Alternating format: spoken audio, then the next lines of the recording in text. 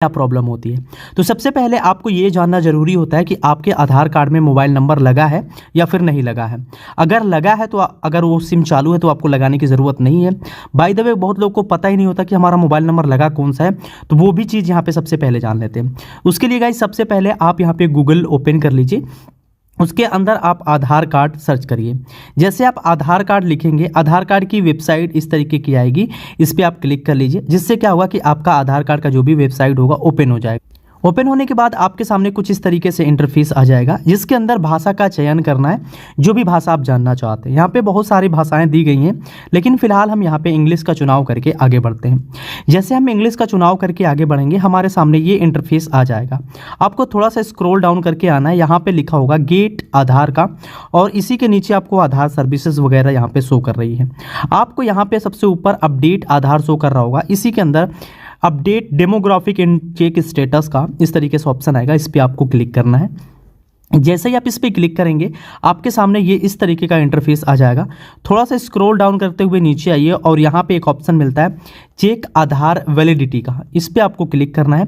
जैसे आप इस पर क्लिक करेंगे, यहाँ पे आपको अपना आधार कार्ड का नंबर डालना है, और ये जो कैप्चा लिखा हुआ है इसको इस बॉक्स के अंदर भरना है और प्रोसीड पे क्लिक करना है।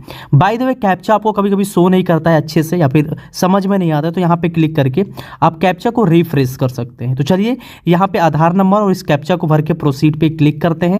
अब यहाँ पे देखेंगे आपके आधार कार्ड में यहाँ पे अगर मोबाइल नंबर लगा होगा तो उसका 3 डिजिट यहाँ पे शो करेगा, जिससे आपको ये पता चल जाएगा कि आपके आधार कार्ड में कौन सा मोबाइल नंबर लगा है। अब यहाँ पे आपको ये सुनिश्चित करना है कि ये मोबाइल नंबर चालू है या फिर बंद है। अगर आपके पास ये मोबाइल नंबर एक्टिव है तो मोबाइल नंबर लगवाने की ज़रूरत नहीं है, या फिर हो सकता है अगर आपको चेंज कराना हो तो कैसे करेंगे वो चीज़ जानते हो। तो यहाँ पर हमें पता चल चुका है।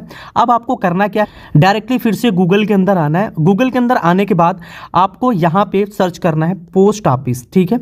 इस तरीके से पोस्ट ऑफिस इंफॉर्मेशन इस तरीके से सर्च करेंगे।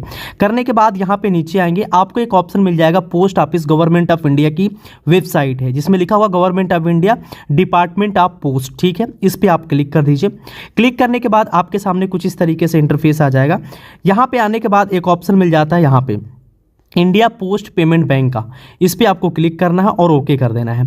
जैसे आप ये ओके करेंगे, अब यहाँ पे आपके सामने एक नई विंडोज़ ओपन होगी, जो कि एक नए इंटरफेस के साथ ओपन होती है। तो यहाँ पे जब तक ये वेबसाइट ओपन होने में थोड़ा सा समय लगता है, इसलिए आपको थोड़ा देर वेट करना होगा। उसके बाद ये ऑप्शन आ जाता है। थोड़ा सा हम जूम करते हैं, इस तरीके की एक पट्टी आएगी, यानी कि इस तरीके से इसको आप इस तरीके से कट कर दीजिए। कट करने के बाद यहाँ पे देखेंगे बहुत सारा ऑप्शन आएगा, या फिर अगर आपका फ़ोन डेस्कटॉप मोड यहाँ पे बंद होता है, जैसे हम दिखा देते हैं यहाँ पे क्लिक करके डेस्कटॉप साइट इस तरीके से अगर हम बंद कर देते हैं, बंद करने के बाद आपके सामने ये इंटरफेस आएगा, इस तरीके से कट कर दीजिएगा। कट करने के बाद यहाँ पे आपको ऑप्शन मिलेगा, इस ऑप्शन पे क्लिक कर दीजिए। करने के बाद आपको दूसरे नंबर पे यहाँ पे एक ऑप्शन मिलेगा, हम यहाँ पे कलर चेंज कर देते हैं जिससे आपको अच्छे से पता चले, डोर स्टेप बैंकिंग का, ठीक है। तो डोर स्टेप बैंकिंग का जो ऑप्शन आ रहा है, इस पर आपको क्लिक करना होगा। या फिर नीचे आपको एक और ऑप्शन मिल जाता है सर्विस रिक्वेस्ट का, तो आपको सर्विस रिक्वेस्ट वाले ऑप्शन पर क्लिक करना है। सर्विस रिक्वेस्ट वाले ऑप्शन पर क्लिक करने के बाद यहाँ पे IPPB कस्टमर आपको लिखना है, नॉन कस्टमर पे आपको बिल्कुल भी क्लिक नहीं करना है। अगर आपकी डेस्कटॉप साइट बंद होगी तो मैं यहाँ पे भी इस तरीके से भी दिखा देता हूँ कि अगर मान लीजिए आपके फ़ोन में उस तरीके से शो नहीं करता, या फिर लैपटॉप से कर रहे हैं, तो आपको इस तरीके का ऑप्शन शो कर रहा है, जो वो अभी फ़िलहाल जिस तरीके से मुझे यहाँ पे इंटरफेस दिखाई दे रहा है। तो वहाँ पे ये चीज़ें जो होंगी कहाँ पे मिल रही है, यहाँ पे देखेंगे। अब यहाँ पे शो करेगा सर्विस रिक्वेस्ट का ऑप्शन, सिंपल आपको सर्विस रिक्वेस्ट वाले ऑप्शन पे क्लिक करना है। उसके बाद यहाँ पे दो ऑप्शन आएंगे, IPPB कस्टमर, ठीक है, नॉन IPPB कस्टमर। तो आपको IPPB कस्टमर पे क्लिक करना है। जैसे आप इस पे क्लिक करेंगे, अब आपके सामने एक नया इंटरफेस देखने को मिलेगा। इसमें भी पेज लोडिंग होने में समय लगेगा।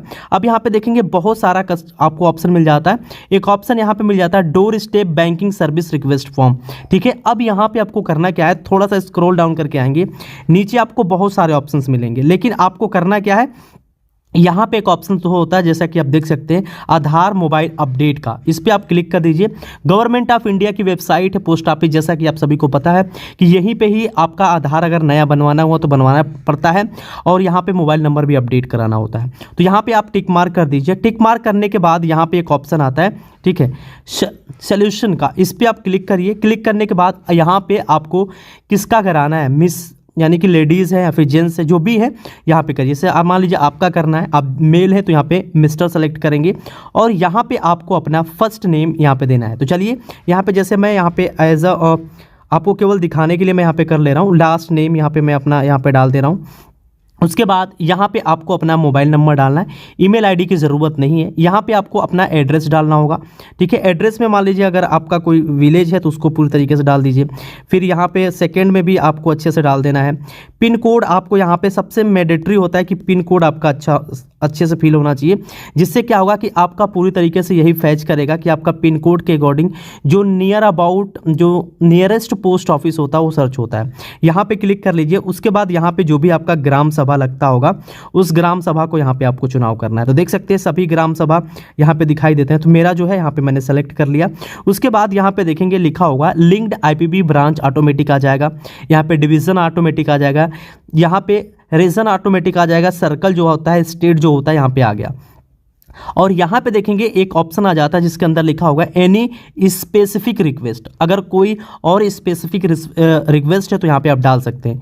तो जैसे कि मान लीजिए हमें स्पेसिफिक डालना है तो यहाँ पे हम यहाँ पे कुछ लिखते हैं, अभी आपको दिखा देते हैं। यहाँ पे वीडियो थोड़ा देर आप पॉज करके इसको पढ़ सकते हैं और या फिर लिख सकते हैं। इतना लिखने के बाद आपको एक ऑप्शन यहाँ पे मिलता है जिसको आपको इस तरीके से टिक मार्क करना है। तो यहाँ पे आप टिक मार्क कर लीजिए और इस बॉक्स के अंदर जो भी आपको कैप्चा शो कर रहा है, इस टेस्ट वेरिफिकेशन जो ऑप्शन आ रहा है इसमें भरना है। भरने के बाद आपको करना क्या है, एक यहाँ पे सबमिट का ऑप्शन आएगा, सिंपल आपको सबमिट कर देना है। तो यहाँ पे चलिए हम सभी डिटेल्स को मोबाइल नंबर भर के यहाँ पे जो सबमिट का ऑप्शन आ रहा है सबमिट पे क्लिक करते हैं। अब यहाँ पे जैसे करेंगे आपके रजिस्टर्ड मोबाइल नंबर पे ओटीपी आएगा, ओटीपी को फिल कर देंगे, आपका ये पूरी तरीके से सक्सेस हो जाएगा। अब यहाँ पे सक्सेस होने के बाद अब आपको एक चीज़ ये करना है कि यहाँ पे आपको कुछ दिन तक वेट करना है। वेट करने के बाद आपको एक नंबर मिल जाता है जो कि रेफरेंस नंबर होता है। रेफरेंस नंबर को भी आप ट्रैक कर सकते हैं। उसके लिए आप डायरेक्टली फिर से आपको पोस्ट ऑफिस इस तरीके से लिखना है। पोस्ट ऑफिस लिखने के बाद इस एप्लीकेशन के थ्रू आप जो है अपनी जो रेफरेंस नंबर है उसको ट्रैक कर सकते हैं कि कहाँ तक पहुँचा है या फिर क्या स्टेटस है। अब यहाँ पे डोर स्टेप में ये होता है कि जब भी आप इसमें अप्लाई कर देते हैं तो कस्टमर एक यानी कि एक अधिकारी विजिट करेगा आपके घर पे और आपका आधार कार्ड लिंक कर देगा, जिसके बदले में आपको चार्जेस 50 रुपये देने होते हैं। तो इस प्रकार से आप आसानी से आधार कार्ड में मोबाइल नंबर रजिस्टर्ड करा पाएंगे। पर ये बहुत लोग का कहना है कि कोई भी अधिकारी विजिट नहीं करता है या फिर आधार कार्ड नंबर इसमें नहीं डालने को ले कह रहा है। तो यहाँ पे आपकी एक सर्विस रिक्वेस्ट होती है जो कि डोर स्टेप होता है और आपके नज़दीकी में जितने भी पोस्ट ऑफिस होते हैं वो सभी घर पे आके आपकी ये सर्विस देते हैं, क्योंकि ये डोर स्टेप सर्विस है। और अगर ये नहीं हो पाता है तो आप वहाँ पे जाके विजिट करेंगे और आप पूछेंगे कि क्यों नहीं आप आ रहे हैं। और दूसरी चीज़ ये है कि अगर एक लोगों का अगर यहाँ पे अप्लाई कर रहे हैं तो एक लोगों के लिए यहाँ पे जो अधिकारी वो विजिट नहीं करता है, इसलिए 2 से 3 या 5 लोगों का सेम लोकेशन पे अगर होता है तो अधिकारी आपके घर पे विजिट करेगा बायोमेट्रिक डिवाइस के साथ में और आपकी सर्विस रिक्वेस्ट को लेकर आएगा और आपसे आधार कार्ड और आपकी सारी डिटेल्स लेने के बाद आपका बायोमेट्रिक लेगा, जिससे आपको ये जरूर सुनिश्चित करना होगा कि वो अधिकारी सुनिश्चित किया गया है या नहीं किया है, क्योंकि आपके साथ को पता है कि इस समय स्कैम भी बहुत सारे ज़्यादा हो रहे हैं। इसके वजह से आपको पहले वेरिफिकेशन कंप्लीट करनी होगा कि वो अधिकारी जो है बिल्कुल पोस्ट ऑफिस के थ्रू ही आया हुआ है आपके आधार अपडेट करने के लिए। उसके बाद आप अपनी डिटेल्स को दीजिएगा, बायोमेट्रिक अपडेट कराएंगे, उसके बाद आपका मोबाइल नंबर 24 घंटे के अंदर अपडेट हो जाता है। तो यहाँ पे घर बैठे ही अपने आधार कार्ड में इस प्रकार से आप मोबाइल नंबर अपडेट करा सकते हैं।